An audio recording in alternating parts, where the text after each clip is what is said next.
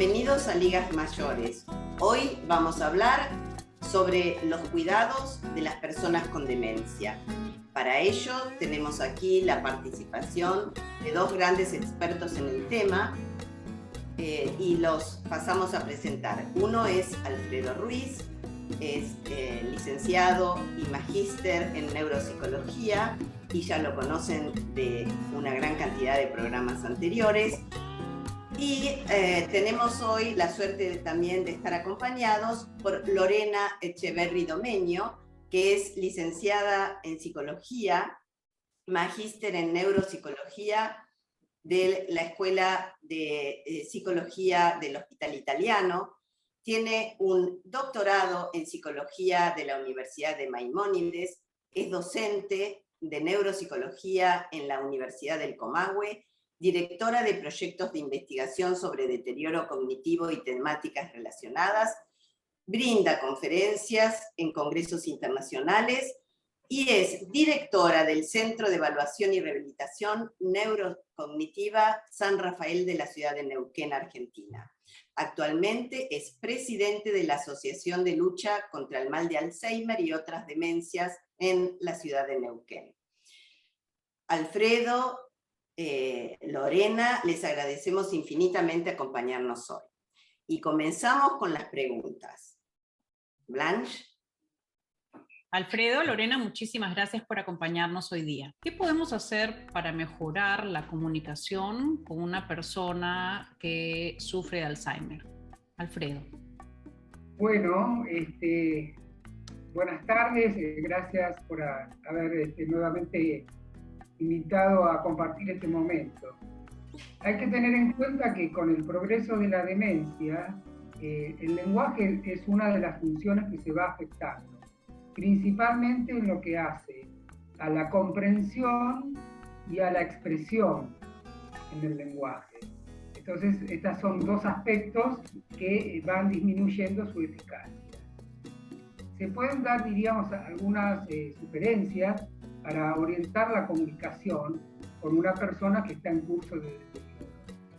En principio, lo que se recomienda es hacer contacto visual con la persona, es decir, mirarla a los ojos en el momento de hablarle, llamarla por su propio nombre, ¿sí? Después, una cosa que la persona que está comunicándose tiene que tener como conciencia, o tiene que tratar de registrarlo, es el tono de voz que está utilizando para dirigirse a la persona con la que se quiere comunicar y el lenguaje corporal que acompaña a aquello que está diciendo. ¿Por qué? Porque el tono de voz y el lenguaje corporal transmiten información emocional.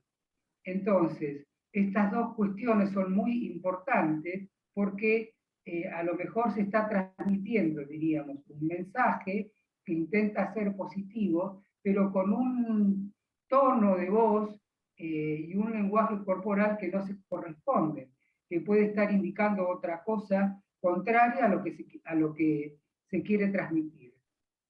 También, diríamos, hay que hablar en forma lenta, tratando de utilizar un lenguaje sencillo, ¿sí?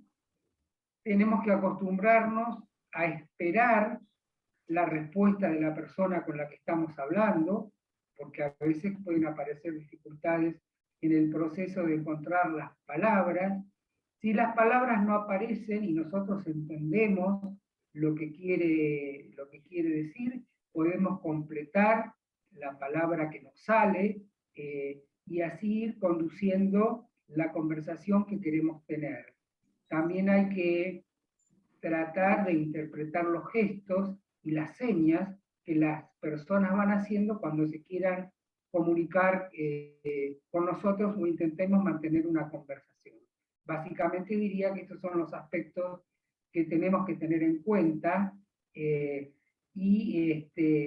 bueno, a veces por ahí la persona utiliza una palabra, ¿sí?, que expresa, como diríamos, un concepto general, va perdiendo precisión, ¿sí?, pero la idea es que tenemos que tratar de interpretar aquello que dice en función del contexto donde nos estamos desempeñando en ese momento. Una cosa que normalmente o muy frecuentemente pasa es que como la persona no entiende, el ayudante trata de levantar el tono de voz o de gritar, pero la persona en realidad no está sorda y eso a veces los puede asustar, ¿no? O hay algunos que tienen tendencia a hablarle como si fueran un chiquito.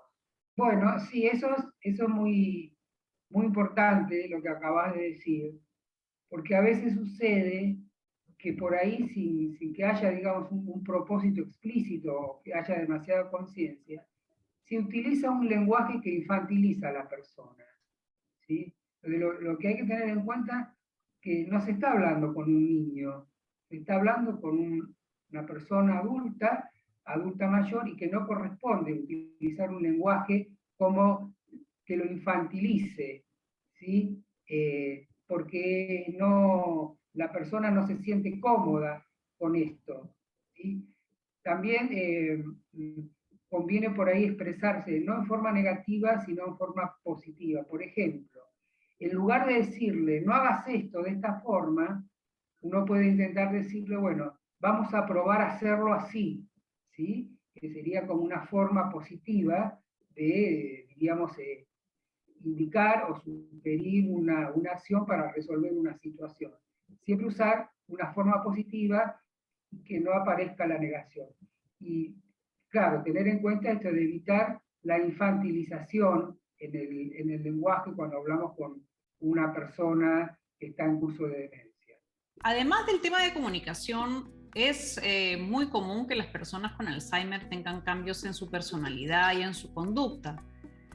Por ejemplo, gente que solía ser muy tranquila, ahora se altera, se enoja muy fácilmente, se preocupa por temas que antes que no lo preocupaban.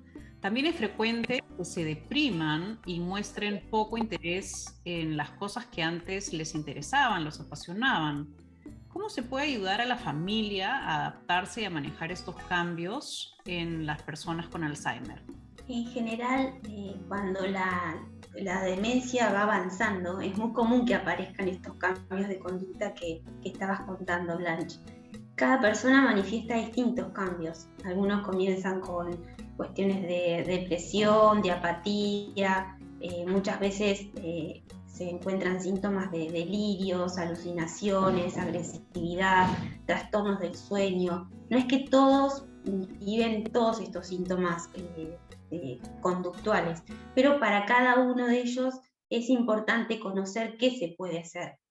En primer lugar, siempre es conveniente hacer sentir a la persona segura, que nosotros estamos ahí para que se sienta bien, que puede confiar en nosotros, y siempre también es recomendado el que mantengan una rutina, ¿sí? Siempre el mismo horario de levantarse, de almorzar, del baño, porque cuando cambiamos las rutinas, eso puede llevar a que la persona se confunda.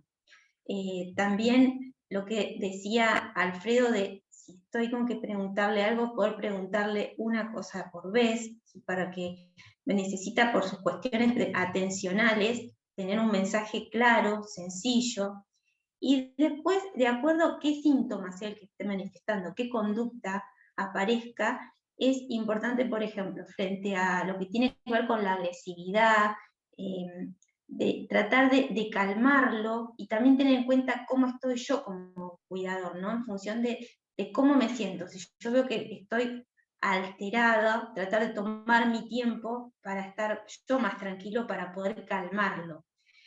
Y bueno, formas de calmarlo es acercarme, abrazarlo, poder tocarlo, hacerlo sentir cómodo, ¿sí? Y primero que nada, ver cuál es el motivo, qué es lo que lo lleva a la persona a que pueda, por ejemplo, estar agresiva o con miedo, porque pueden ser muchos los motivos. Puede ser que la persona tenga hambre, tenga ganas de ir al baño, tenga un pañal sucio, o también puede ser que haya mucha gente, o que haya ruidos, ¿sí? Entonces ver qué es lo que lo lleva a tener esa conducta, que si pudiera ser una conducta, por ejemplo, de agresividad. Entonces, una vez que yo veo cuál es la causa, tratar de modificar eso que está pasando para ver si puedo calmarlo.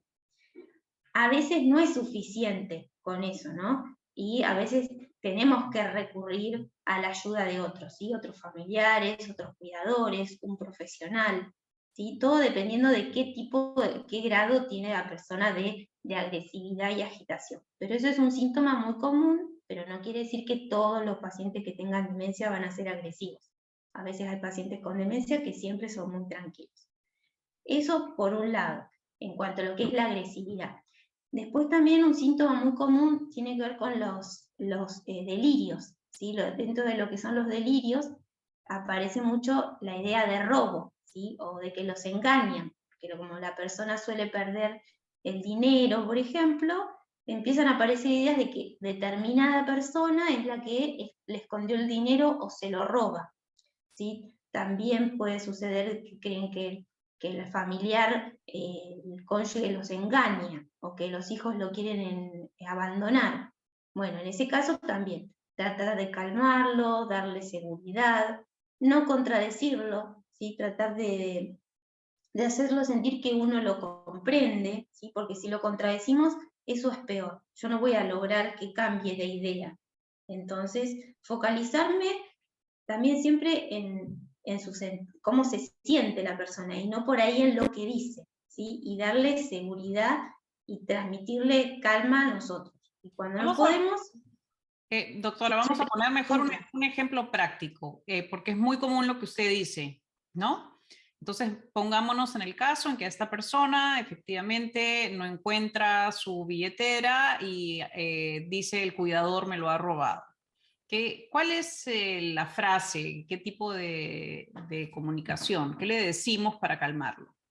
Le podemos decir que bueno, que lo vamos a buscar, que otras veces pasa, y recordarle que hace unos días atrás la encontramos en un lugar que se había olvidado dónde estaba, pero que siempre lo encontramos. Lo trato de calmar, ¿sí? No decirle no te lo robó determinada persona la billetera y retarlo, todo lo contrario. Acompañarlo en la búsqueda.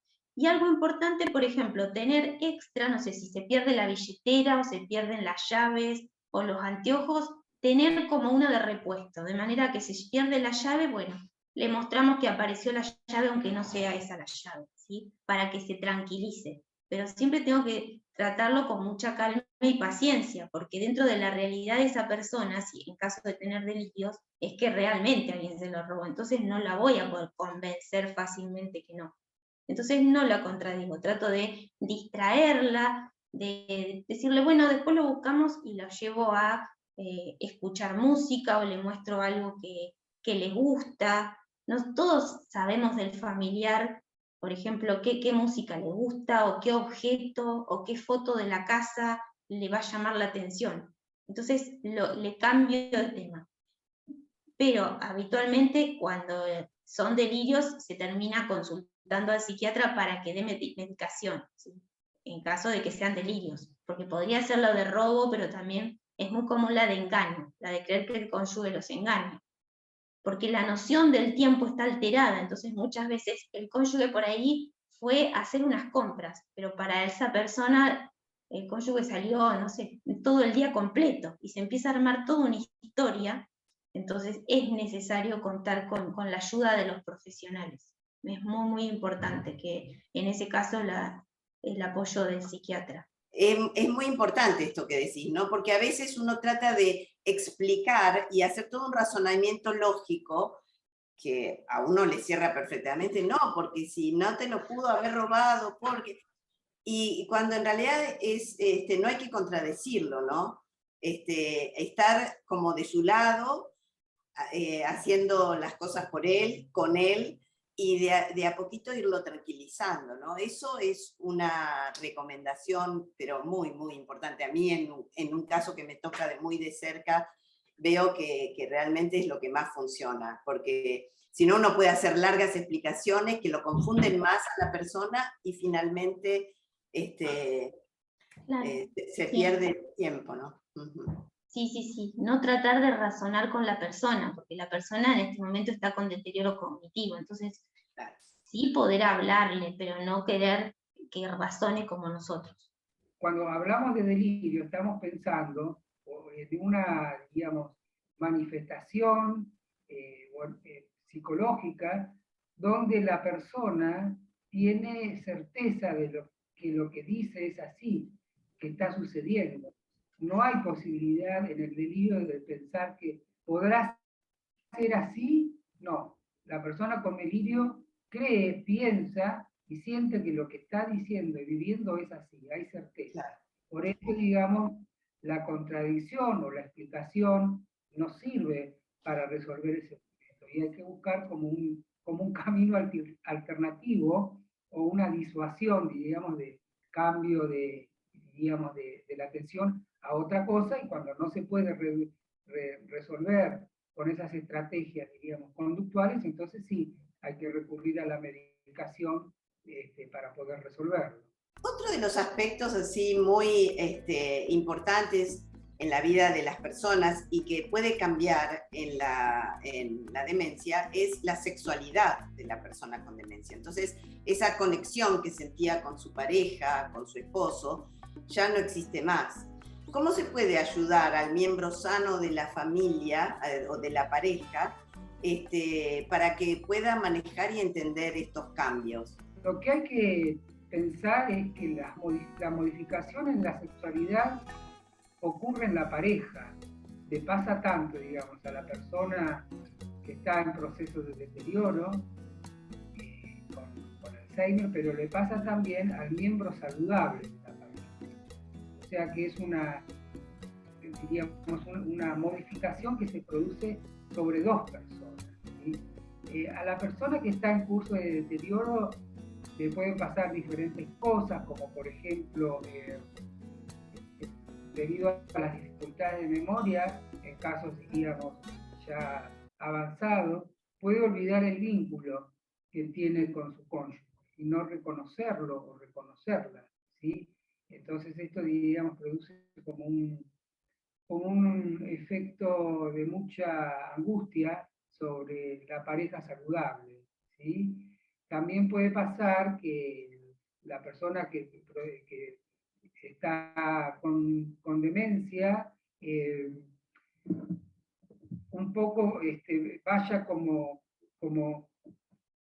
perdiendo, podríamos decir, la sintonía de acercamiento hacia su pareja, ¿sí? Entonces empiezan a aparecer como comportamientos desinhibidos, ¿sí? Que resultan muy disruptivos o muy molestos para la persona saludable de la pareja. A esto le llamamos hipersexualidad, ¿sí?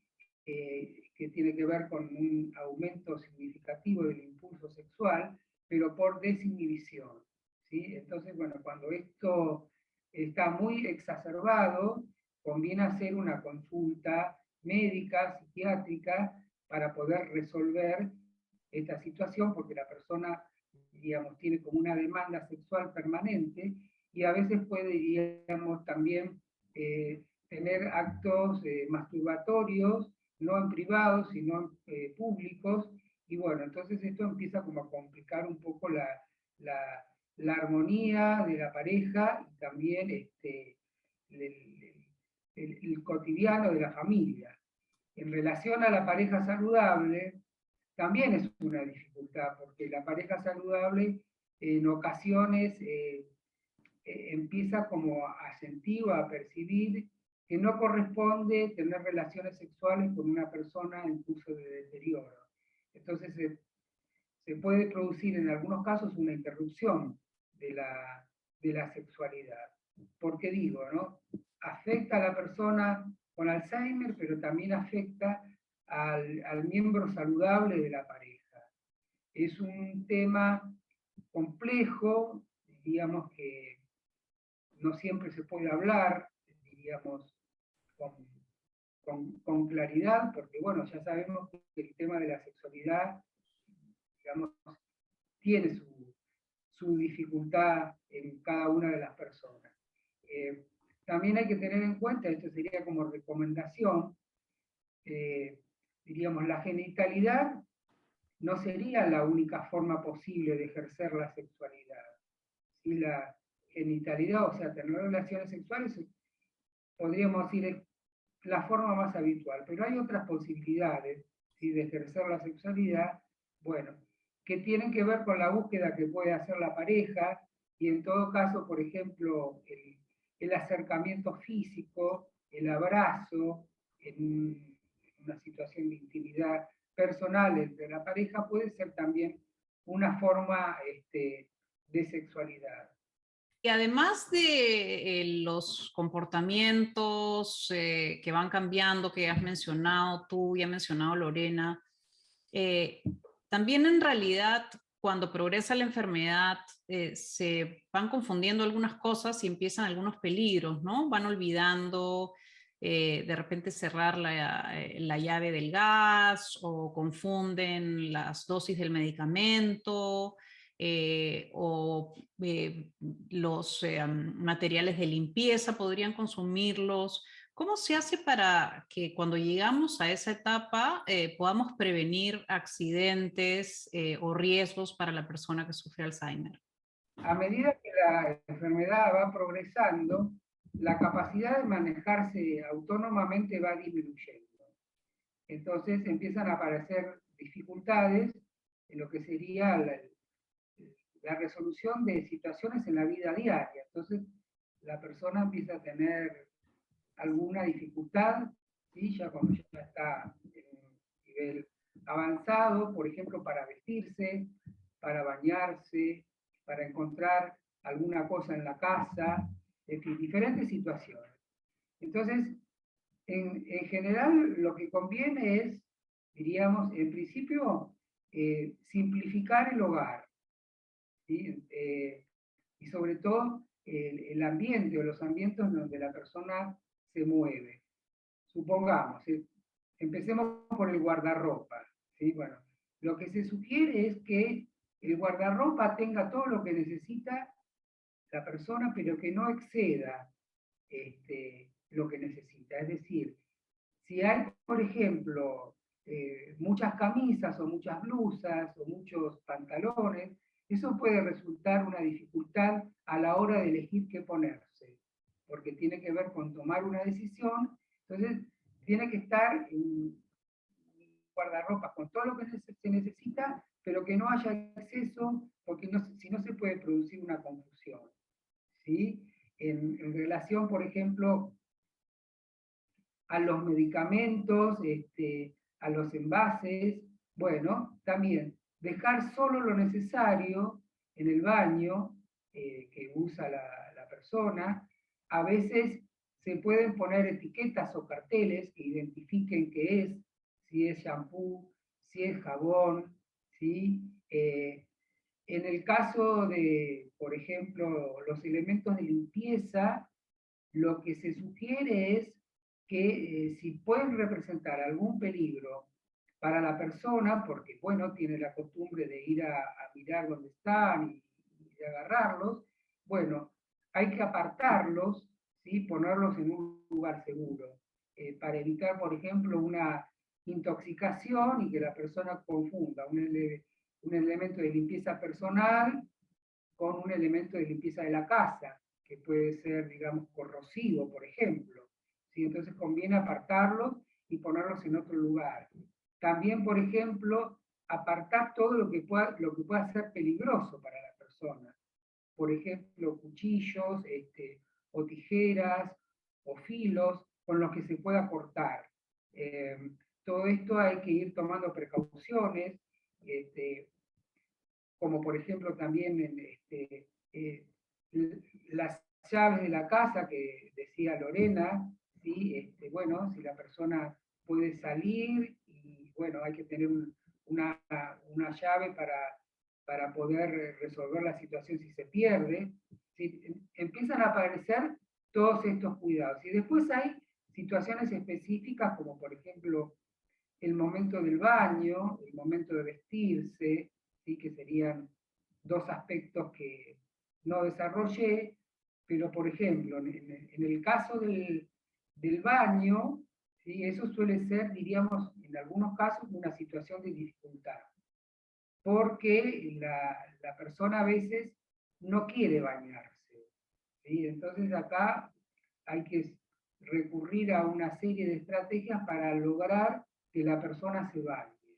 Entonces, lo que se sugiere es como adelantar el baño, es decir, bueno, ir como programándolo a esto y decir, bueno, mañana nos toca baño, ¿sí? Mañana nos toca baño. Entonces eso significa que vamos a adelantar lo que vamos a hacer mañana, repetirlo varias veces.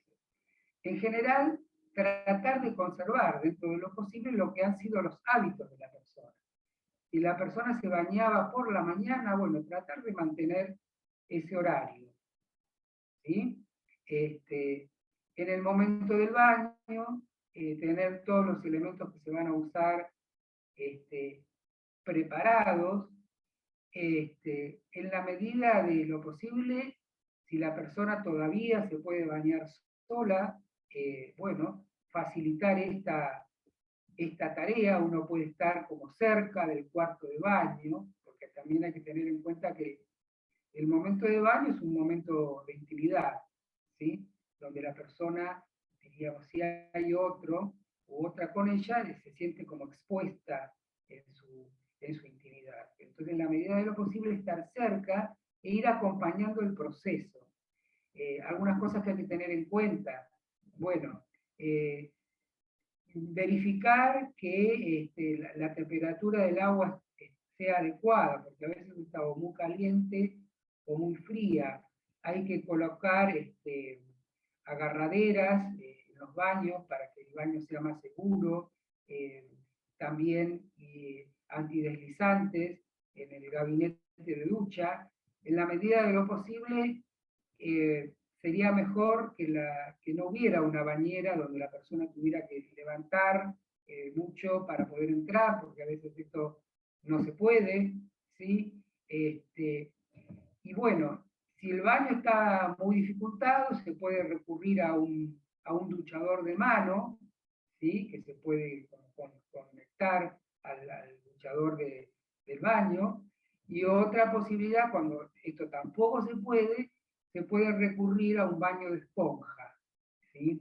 Donde, bueno, la persona sentada en una silla se la puede cubrir las rodillas, por ejemplo, y los hombros, para un poco resguardar su intimidad, se la va bañando con una esponja. Y la cabeza se la puede lavar con un lavacabezas que se conecta a un balde o a una pileta de cocina. Esas serían como las formas de ir resolviendo el baño, ¿sí? Y en relación al vestido, a cómo vestirse, bueno, siempre, lo vuelvo a decir, en la medida de lo posible, tratar de que la persona haga todo lo que pueda por sí misma, ¿sí? No asistirla o sobreasistirla. Si lo puede hacer solo, lo hace solo, ¿sí? Con la dirección que se le va dando, ¿tá? Y una de las cosas que suceden con el progreso de la enfermedad es que la persona olvida la secuencia, podríamos decir, de la forma en que hay que vestirse o ponerse la ropa. Eso se llama apraxia. Se van olvidando, diríamos, los movimientos aprendidos. Entonces lo que conviene es como ordenar la ropa desde, digamos, lo más arriba es lo que se pone, digamos, sobre una silla, sobre un banco. Lo de más arriba es lo primero que se pone. Entonces primero está la ropa interior, ¿sí? Después está la blusa, la camisa, el pantalón, ¿sí? En ese orden. Y lo que se recomienda también en relación, por ejemplo, al calzado, pueden aparecer dificultades en abrocharse los cordones o prenderse los botones, ¿sí? O subirse los cierres. Bueno, eso se puede reemplazar, por ejemplo, con cierres de velcro, tanto en los zapatos como en la ropa, que son más fáciles de manejar. La ropa tiene que ser holgada, en la medida de lo posible, y cómoda. Y bueno, estas son más o menos las modificaciones que se pueden ir como incorporando en la vida cotidiana de una persona con Alzheimer.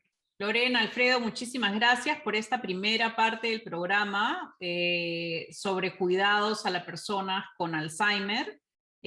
Vamos a hacer entonces un siguiente programa con ustedes. Gracias a todos por escucharnos y por favor síganos escuchando el siguiente episodio para terminar con este tema.